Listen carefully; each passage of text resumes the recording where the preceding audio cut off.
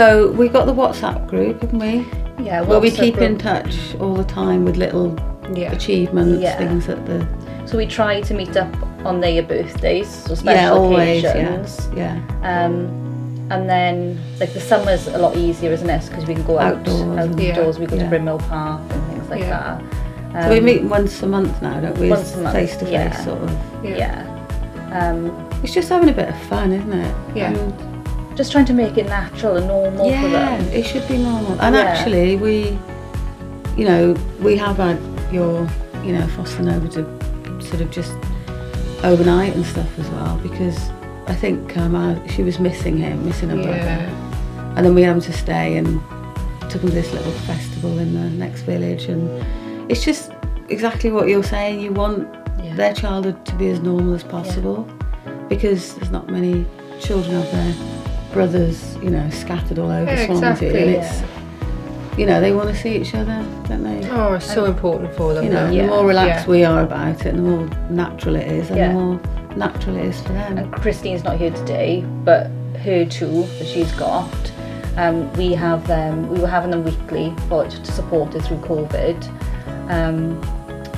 And again, it was just my brothers coming over just to have some fun, and they used to go to the bedroom and play. They play on like the games and go to the park, go to McDonald's. And now we have them once a month now. Not once a month, sorry. We have them every holiday, so we have them just to help. And not that rigid thing where you've got an hour in some room and then you've got to get out. For the next family comes in. You just want normality. Because we used to meet in the LC2, didn't we, every year? We'd sit there and have a coffee and all the kids would be sort of boinging around. But even when the boys come in, it's sort of like, they come in and like, all right boys, how are you? How's school been? And, and then they'll just wander, they'll go to the toilet if they need to. They feel relaxed. They're comfortable, it's like extended family, isn't it? Yeah, they don't have to say, is this okay? Or it did help when, when we had your foster son, because placement broke down, and we were able to say, we'll have him, because we knew him.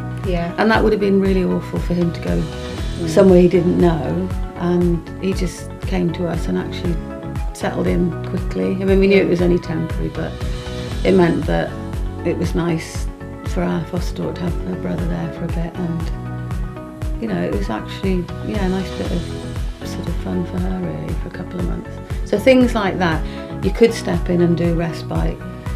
If you were able to do it, you could actually do that, and it would be like going to another family member, because I feel like we're almost like extended family for them now, aren't we, really? And you can see that's the way the children see it. Because even Christina says she's having an extension done, and she said as soon as the extension's done, he's coming over and he's having a sleepover. So we're all going over. I was swarming.